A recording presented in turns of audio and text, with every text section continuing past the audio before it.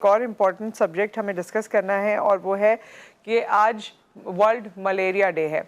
Malaria जिसके बारे में हम बचपन से ही सुनते रहे, लेकिन उसके बाद हमें लगता है कि ख़तरनाक ज़्यादा एक और मच्छरों की बीमारियों के हवाले से डेंगू आ गया। लेकिन जब हमने मज़ीद इसमें प्रोब किया और उसके बारे में जाना तो हमें पता चला कि नहीं, मलेरिया जो है वो अपने आप में एक ख़तरा है जिससे हमें निपटने की ज़रूरत है। एंड ऑब्वियसली इसका भी एक सीज़न आता है, क्योंकि हमने बहुत बेहतर तरीके से इस पर अपना काम नहीं किया हुआ, तो सीज़न के तौर पर ये आ जाते हैं और फिर हम सब एक के बाद एक बीमार हो जाते हैं। सो मलेरिया के हवाले से अभी से ख्याल करने की ज़रूरत है। क्या क्या ख्याल करने की ज़रूरत है, कैसे इरेडिकेशन हो सकती है मलेरिया की, ओवरऑल हम डिस्कशन करेंगे। हमारे साथ डॉक्टर साहब मौजूद हैं, इंडस हॉस्पिटल में होते हैं, स्पेशलिस्ट हैं फैमिली मेडिसिन के, डॉक्टर जावेद हबीब साहब को हम खुशामदीद कहते हैं। अस्सलाम वालेकुम। अस्सलाम वालेकुम जी। कैसे हैं डॉक्टर साहब? ठीक ठाक हैं? Thank you for coming doctor साहब। Thank you so much. और डॉक्टर साहब, ये एक वैसे मुझे ये बताइए, एक मुझे ख्याल आया कि हमारे पास जहाँ हरियाली होती है वहाँ हमें मच्छर नज़र आते हैं, जहाँ पानी खड़ा होता है वहाँ मच्छर नज़र आते हैं। चले पानी वानी ये तो जाहिर है जो डेवलपिंग कंट्रीज़ के चैलेंजेस होते हैं, लेकिन हरियाली तो बड़ी डेवलप्ड कंट्रीज में भी हैं, बड़ी ग्रीन बेल्ट्स हैं दुनिया के ममालिक में, वहाँ भी ऐसे मच्छर होते हैं? जी, असल में होते हैं वो प्रिवेंशन ज़्यादा करते हैं। हाँ। स्प्रेज होते हैं वहाँ पे उनको वेक्टर को ख़त्म करने के लिए। अनफॉर्चुनेटली हम कर तो रहे हैं लेकिन उस लेवल पे नहीं कर रहे जहाँ पे पूरी इरेडिकेशन हो मलेरिया की। Malaria through out all the seasons होता है, क्योंकि हमारे पास मलेरिया, जाहिर सी बात है, we are one of the 5 countries जहाँ पे ये मलेरिया इज़ कॉमन। तो हमारे पास जो रिपोर्ट हुई, जो एट हाई रिस्क, इस वक्त भी हमारे पास 3.7 मिलियन की एक फिगर है जो कि हमें 2030 तक हमें देखना है। और 2020 में 800 डेथ्स हुई बिकॉज ऑफ मलेरिया। हमारे पास जो रिस्क पॉपुलेशन है वो paediatric population up to 5 years in pregnancy. अच्छा, रिस्क पे सबसे ज़्यादा 0 to 5 इयर्स? जी, अच्छा, 5 मौलूद से लेकर 5 साल तक के बच्चे और जो खवातीन एक्सपेक्ट कर रही हैं, प्रेग्नेंट हैं, हमला खवातीन, they are at high risk. हाँ, तो हमें इसके लिए बहुत ज़्यादा ज़रूरत है काम करने की। डॉक्टर साहब, एक तो मैं वो देखती हूँ, देखें अपने घरों में तो हम अपनी अपनी तरफ से कोशिश कर लेते हैं जो भी होता है, लेकिन जब तक आपके नेबरहुड में यानी मोहल्ले में जब तक बेहतरी नहीं आएगी तब तक जाहिर है वो मोहल्ले and then society and overall, तो उसके लिए हमारे यहाँ कभी स्प्रेज हो जाते हैं। What is the best way to prevent और what is the best way कि आप इसकी इरेडिकेशन कर सकें? बिल्कुल, बहुत अच्छा सवाल। अच्छा, इसमें ये है कि सबसे हमें पता है कि prevention is always better than cure. तो हमें बहुत ज़रूरत है अवेयरनेस की, लोगों को समझाने की, how to prevent the malaria. तो सबसे जो बेहतर चीज़ हमारे लिए इस वक्त है कि वो ये है कि जहाँ पे पानी जमा ना हो। फॉर एग्जाम्पल, अभी मानसून आने वाला, आपको पता है कि क्योंकि ये ग्लोबल चेंजेस आ रही हैं, एनवायरमेंटल चेंजेस आ रही हैं, तो बारिशें ज़्यादा हुई। आपने अभी दुबई का भी एक देखा एग्जाम्पल था हमारे सामने, जो कि उन्होंने रिकॉर्ड तोड़ा लास्ट 70 ईयर्स का। तो बारिशें तो अभी ग्लोबल चेंजेस की वजह से बहुत ज़्यादा आ रही। बारिश के बाद there chance of malaria is more. तो हमें उसको एरेडिकेशन के लिए काम करना पड़ेगा। इसके लिए बेहतरीन काम है अवेयरनेस। अवेयरनेस के लिए हमें ये ज़रूर समझना चाहिए कि मच्छर से हम लोग वी इजी टू प्रिवेंट। जहाँ पे पानी जमा है वहाँ पे पानी जो है ना वो क्लियर करना चाहिए।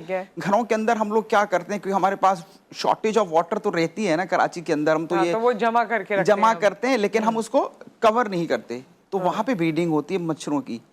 तो that can cause the spread and more malarial cases.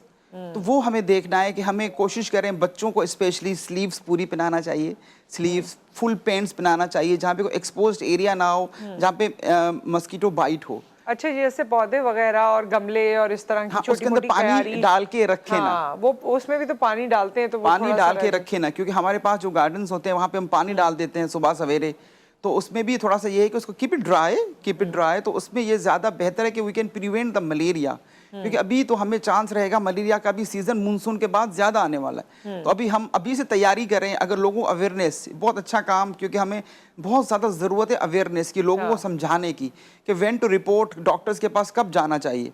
ठीक है, देखिए ना, क्योंकि ये हमारा जो रिस्क, ये मैं इस पे आने से पहले एक और चीज़ आपसे पूछ लेना चाहती हूँ, फिर हम ज़रा बीमारी और उसके सिम्टम्स और बाकी चीज़ों पे बात कर लेते हैं कि ये जितने मॉस्किटो रिपेलेंट्स आते हैं, लिक्विड फॉर्म में भी आते हैं, कुछ जलाए भी जाते हैं, कुछ मैट्स भी होते हैं, अगर ये कोई यूज़ करता है तो एज ए डॉक्टर क्या आप कोई एडवाइस करना चाहेंगे उनको कि इनमें से क्या बेहतर है? जी, एक तो ये है कि वो उस पर लिखा होगा EPA, एनवायरमेंटल प्रोटेक्टिव जो स्प्रेज होते हैं, दे आर सेफ। ओके, अगर इफ एनीवन इज एलर्जिक तो वो अलग बात है, otherwise they are totally safe, तो ठीक आप है। घरों में कर सकते हैं, लेकिन क्लोज थोड़ा सा आप ऐसा करें कि बिल्कुल क्लोज करके वहाँ पे स्प्रे करके बच्चों को ना बिठाएं, इट कैन काज एलर्जी या सफोकेशन ठीक है। हो सकती है।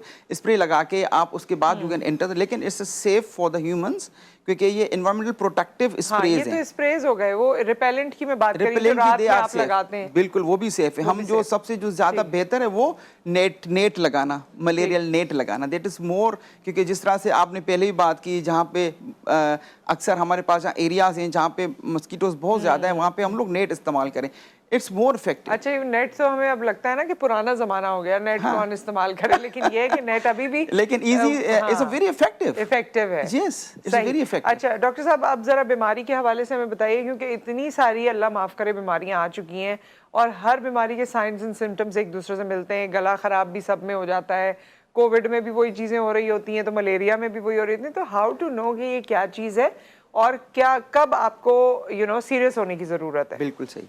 अच्छा, उसमें ये है कि अगर किसी को फीवर हुआ, फीवर उससे पहले हेडेक होगा, इसमें शिवरिंग बहुत ज़्यादा होती है, ठीक है ना, इसमें कोल्ड स्टेज होती है जिसमें बहुत ज़्यादा आपको सर्दी लगेगी, इवन इन जुलाई मंथ आपको सर्दी ज़्यादा लगेगी। सही। उसके बाद headache and high grade fever, up to 103 तक फीवर भी हो सकता है, सीवियर बॉडी एक होगा, सीवियर बॉडी एक होगा। उसके अंदर अगर आपको ऐसे अलामात हों तो अच्छा, सर्दी आपको जब पहले ही लगने लग जाती है या पहले ये सर्दी लगेगी, ज्यादा फिर खराब? बुखार होगा, ओके, और उसके बाद फिर आपको स्वेटिंग, पसीना आना शुरू होगा। तो बस ये साइन है आपका। स्टेजेस हैं, हेडेक होगा, बॉडी एक होगा, फीवर विद शिवरिंग होगा, शिवरिंग भी शदीद शिवरिंग होती है। तो ऐसे आप प्लीज़ मैं तो यही अवेयरनेस देना चाहूँगा लोगों को, इसमें डॉक्टर के पास ज़रूर जाइए, मेडिकल फैसिलिटी के पास जाइए, वहाँ से कोशिश करें टेस्ट करवा रहे मलेरिया की। टेस्ट कराने के दो फ़ायदे हैं, एक तो हमें कंफर्म होगा इज इट मलेरिया, क्योंकि मलेरिया डेंगू दोनों साथ साथ चल रहे हैं, तो फिर हम मलेरिया को डायग्नोज कर पाएंगे, रिपोर्ट कर पाएंगे और उसको प्रॉपर ट्रीट कर पाएंगे, तो क्योंकि मलेरिया की भी स्पीशीज हैं, एक टाइप नहीं है मलेरिया की। ओके, तो बिल्कुल। टेस्ट जो है वो लाजमी है इसका। बेहतर है कि टेस्ट ज़रूरी होना चाहिए। टेस्ट महंगा है डॉक्टर साहब? बहुत आसान, इजी एंड चीप। अच्छा, चीप है? हाँ, इतना ऐसा- महंगा नहीं है। इतना महंगा नहीं है, इतना क्योंकि आजकल लोग- तो बहुत अवेलेबल है आरटीडीज, आप प्रिक करें और उस पर डायग्नोसिस हो जाता है।